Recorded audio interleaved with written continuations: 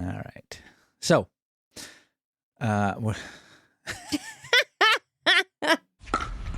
this is Big Dink Energy, the pickleball podcast that's half insight, half nonsense, and all entertainment. If you love pickleball, don't take yourself too seriously and think a little trash talk makes the game better, welcome home. This is the place where life and pickleball intersect. We celebrate the chaos, call out the nonsense, and put the fun back in dysfunction. You're either in or you're out. And if you're still listening, you're in. So let's go. Big Dink Energy starts now.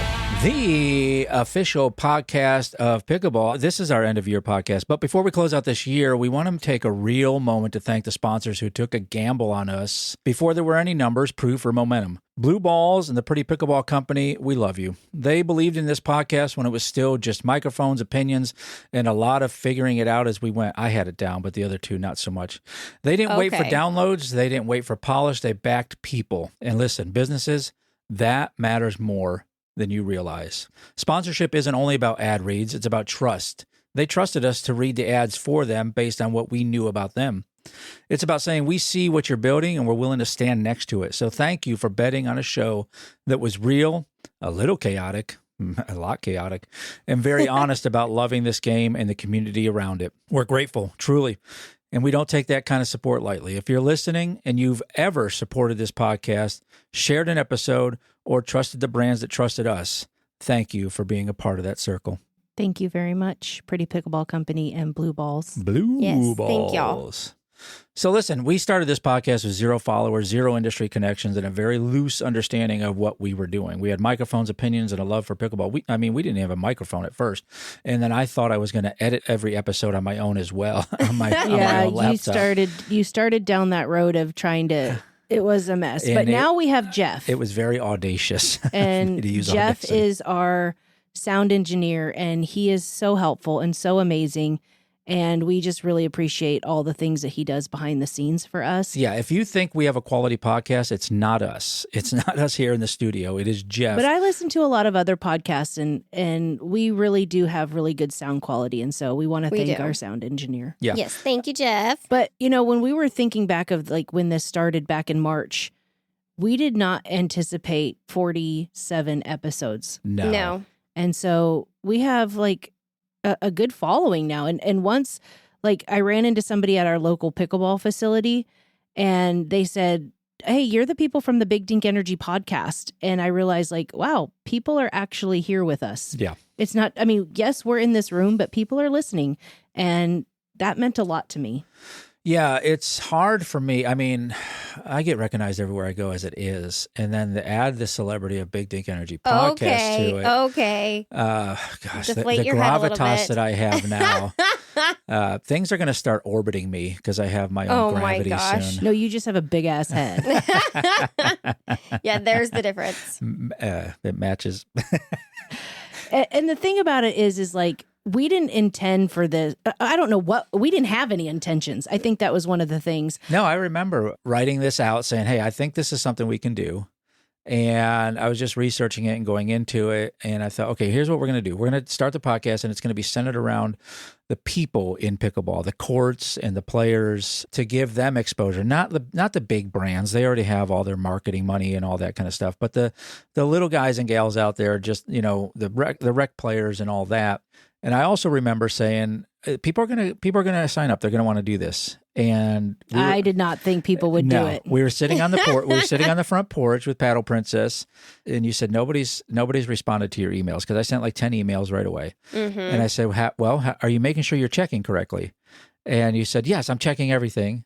And then you went and checked, and what did we have? We had 5 people that responded. That is true. That is true. And so I think for me, that was my spark that said, okay, this will be a thing. And it has grown extensively, and we are just so grateful for that. And I think one of the other things we need to consider is it's only been since March. Right. Yeah. Right. Yeah. So we started this in March. We've got such a great following, and everybody that supported us has just been super amazing. And one of the people that supported us early on, I met through just, social media channels. And she reached out and we started talking, and she's become one of our biggest fans, and I'm one of her biggest fans. And so I think the best way to show who this person is for that person to be the bookend of our last interview for Pickle Pals. Yeah. Yes. And that person is no other than Pickleball Nikki. It's time for Pickle Pals. Today, our guest is proof that you can start something later in life at any age. She's doing it twice. She picked up pickleball later in life, then picked up a camera and started creating content as Pickleball Nikki, superstar.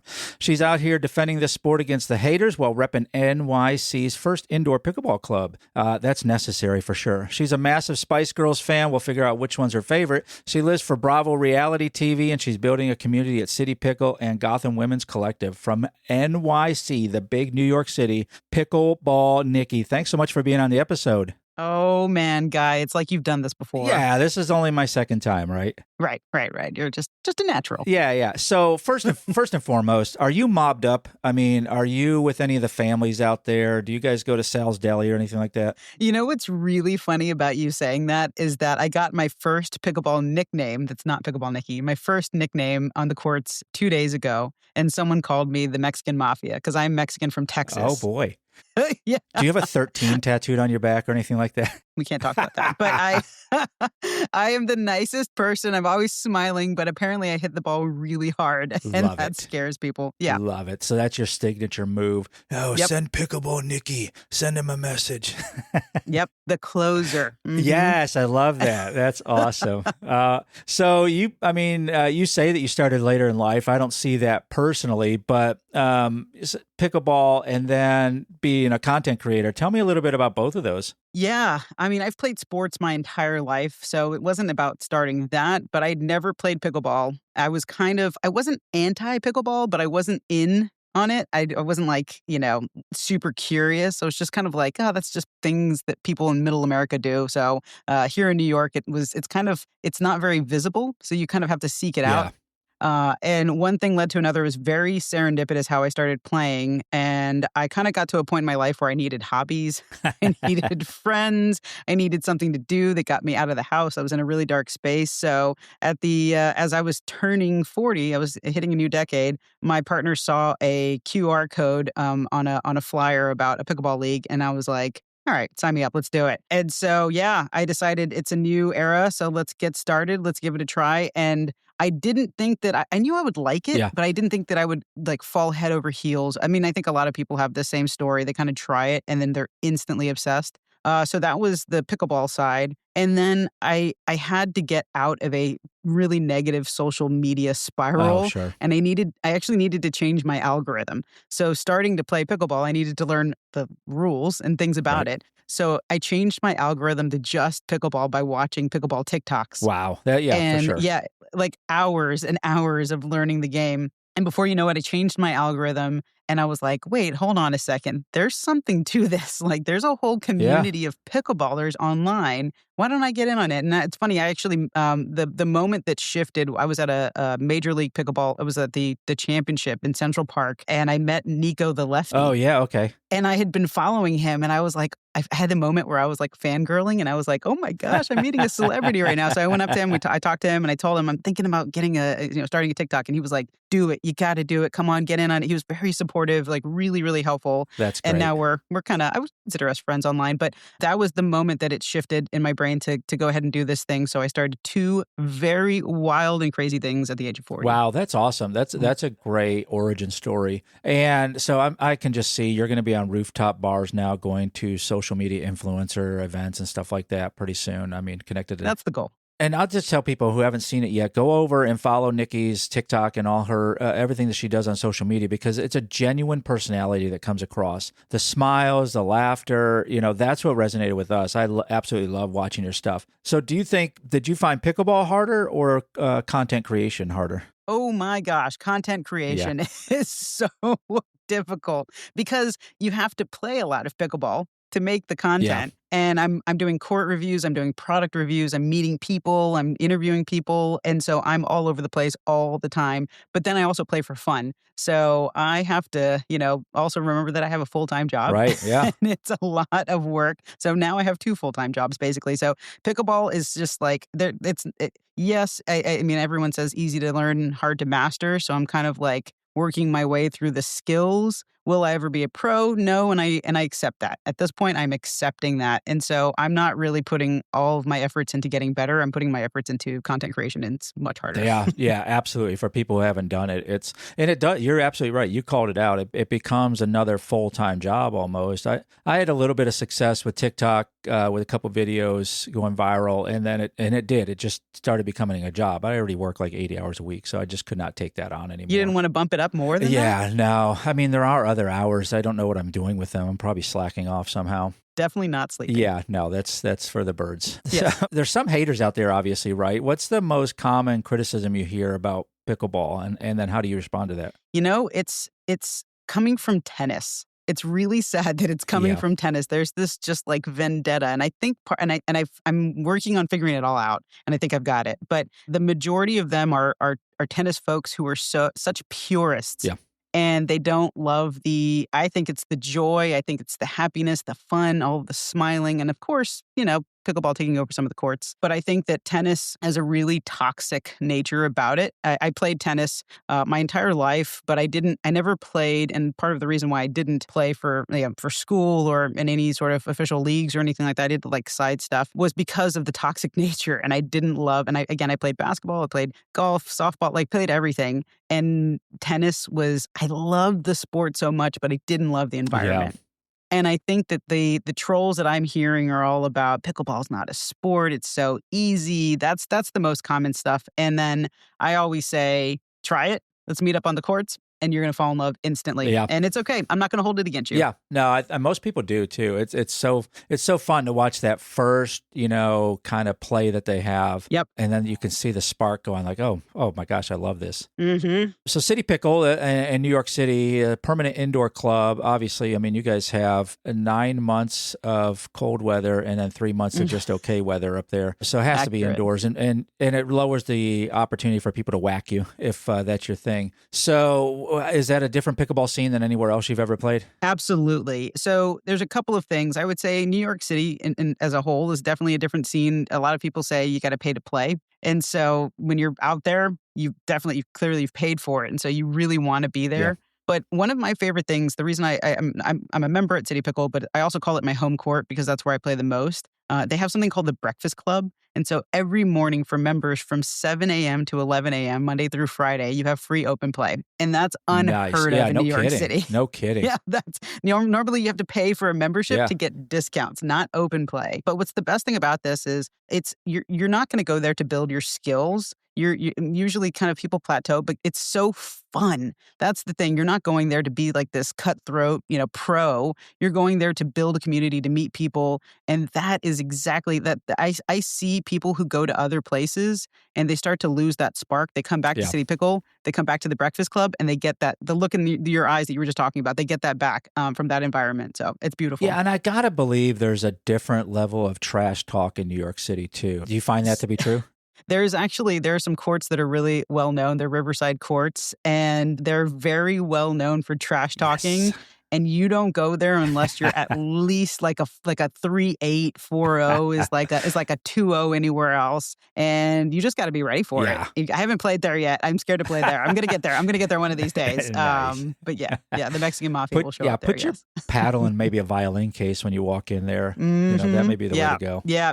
Just straight up intimidation as soon as I hit the court. Right. Yeah. That's right. Make them wonder. So tell us about Gotham Women's Collective. I got to know about that. I know our listeners are going to really resonate with this. Yes. So what's crazy is that this is also why I love social media and love TikTok and all of that so much, is that I was introduced to the collective by one of my followers on TikTok. She reached out to me and she said, I'd love to invite you to join us. So I was like, absolutely, let's do this. Yeah.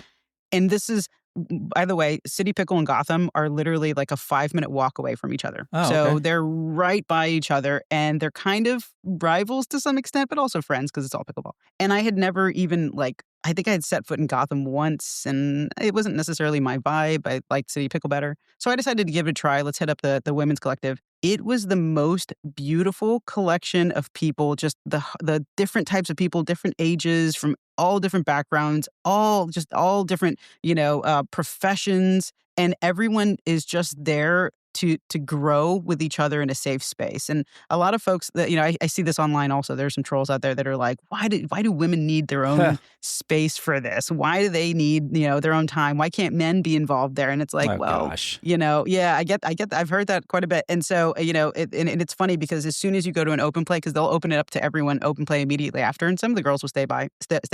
And it's just like bangers, guys who aren't even like there to play the game. They're just smashing the ball left and right. And it's not even building their skills. And what we found is that a lot of women are actually not elevating their skills because they're intimidated. So they don't show up to leagues. They don't show up to it's hard to get them in tournaments. And so this collective is actually not only building a community, but it's actually growing their skills as well. Their skill building. Coach Van is one of the most incredible coaches. She's actually a duper Vanguard coach. And she has built this society for women to actually get better. It's awesome to see. And they're good. That's fantastic. They're good. Yeah. Yeah, I don't need to show up there and get and get beat handily by a bunch of women. I mean, I already feel bad enough about my game as it is. So it would happen. Yeah, it would happen. And nothing against you. They're just that good. Oh yeah, no doubt. I have no doubt. I have no thoughts that I'm ever going to be able to get into something like that. I'm a solid 1.5 all day long. I'm just telling you, Duper. If you're looking for a 1.5 rep, that's me. Yeah, but we'll still take you as a guest. We'd love to have you. Yeah. Well, you already have the name Gotham, so I'm intrigued, right? Am I going to see Bruce Wayne there? So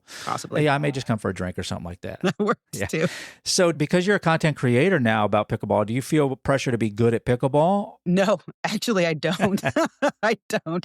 I'll post videos of myself. Obviously, I'll post good videos, but I have no problem posting just whatever. And if anybody wants to give me feedback, I'm very open to it. I'm also very aware of my own body and my skills. And I know that at 40, I'm probably only going to get so far anyways. So I have no intentions of being this 4.0, 5.0 teacher. And, there's a lot of TikTokers that are all about the coaching and the tips and the skills. That's not what you're going to find on my page. You'll get a little bit of that, but I'm okay with being exactly where I'm at right now. That's fantastic. Yeah, and you're doing a fantastic job with it. All right. Now, you can't just say you're a huge Spice Girl fan without our listeners and me wanting to know more about that for sure. So, favorite Spice Girl, and have you ever met one of them? This is the easiest question.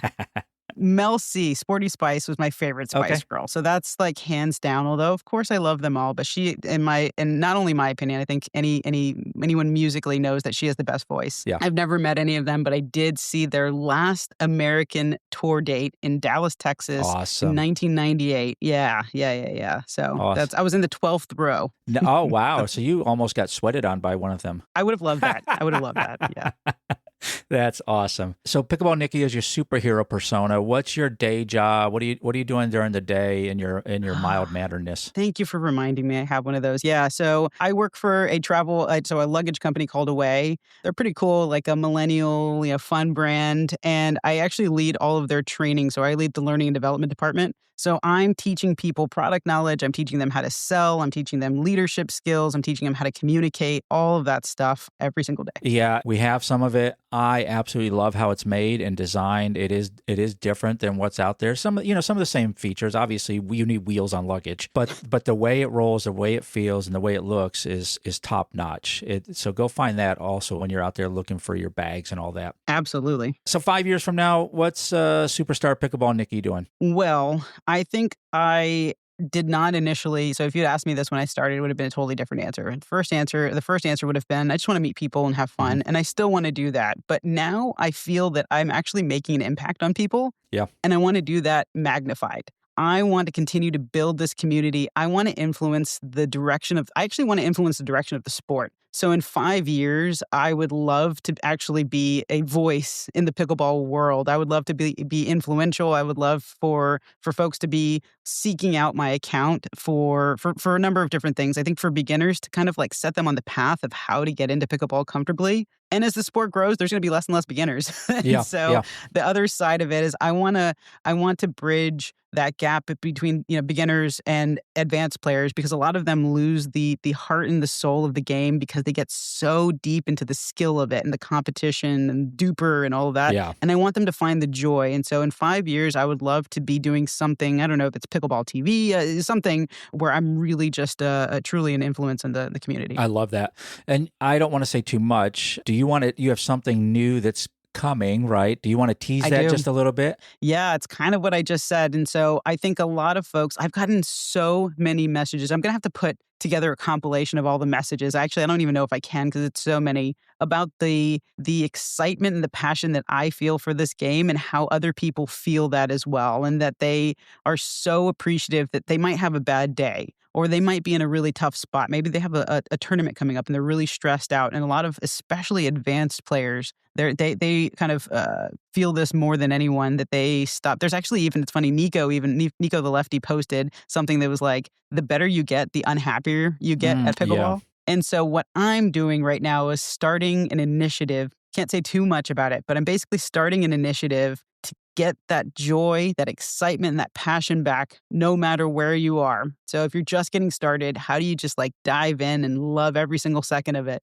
But as you continue to climb the ladder of skill, don't lose that, because it's the most beautiful thing about the sport. We cannot become tennis. Yes. I know Sydney said this on her podcast episode. I was listening to that this morning about how we cannot become tennis because that's just what everyone else is. And that's why tennis players are coming to us. And so the initiative that I'm working on is to help get pickleball continuing down the right path, not veering down that other path. Yeah, I love that. I don't want you showing up to our course looking like you were baptized in lemon juice. You know what I mean?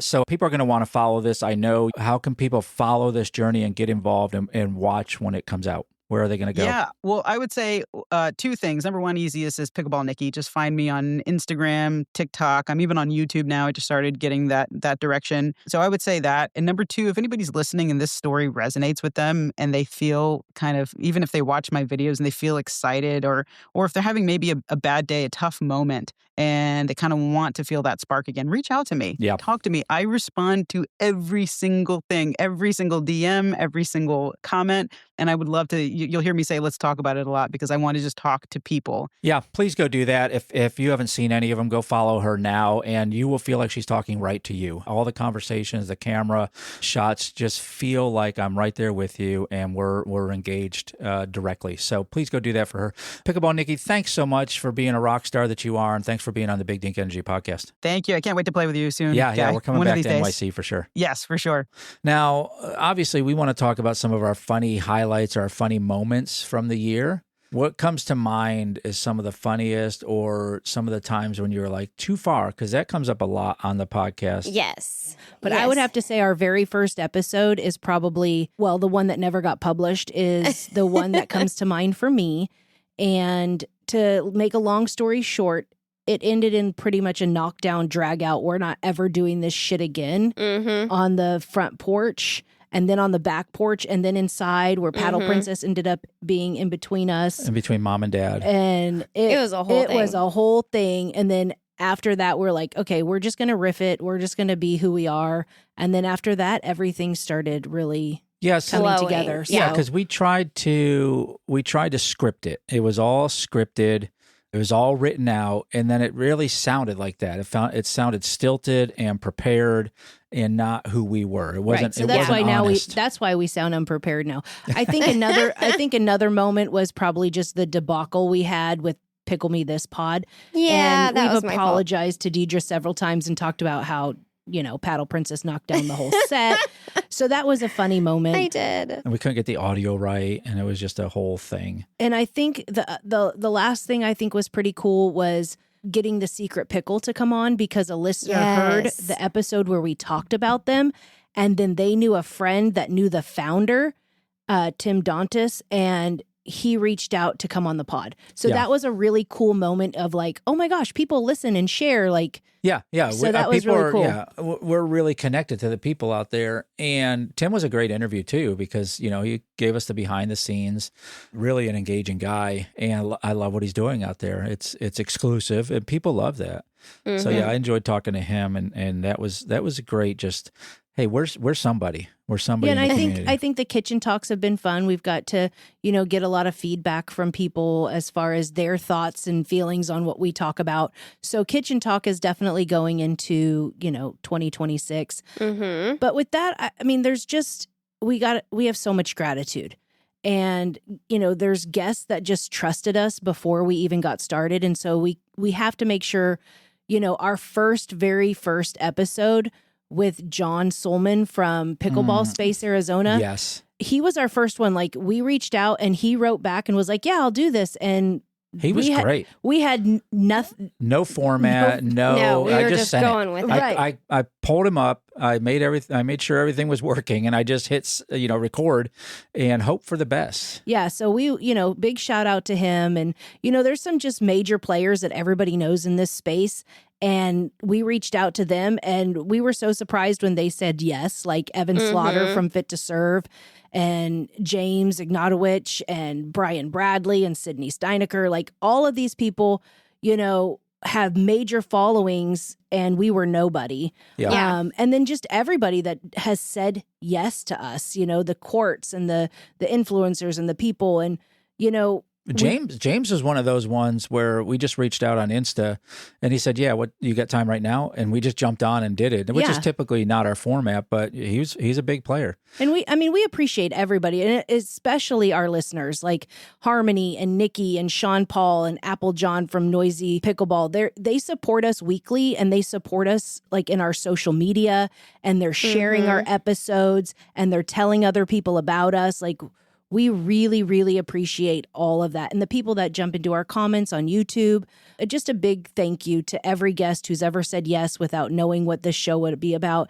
And to our listeners who shared episodes, sent DMs, and told us that they felt seen. You're the reason, really, we keep recording. Yes. Yeah, absolutely. You reaching to us and making sure that our listeners can hear your stories and connect to you is so important to us. And that's really what this podcast is all about, is connecting people around this wonderful sport. Yeah, because this podcast was really never about being experts. It's just about being honest. And going into 2026, we're not doing Dink or Destroy anymore, but we do have something new coming. So and then exciting. It's still going to be super fun. We're going to, try to get more and more guests on that you guys want. You guys have sent us like guests who we should have on. And so we've been reaching out to those people.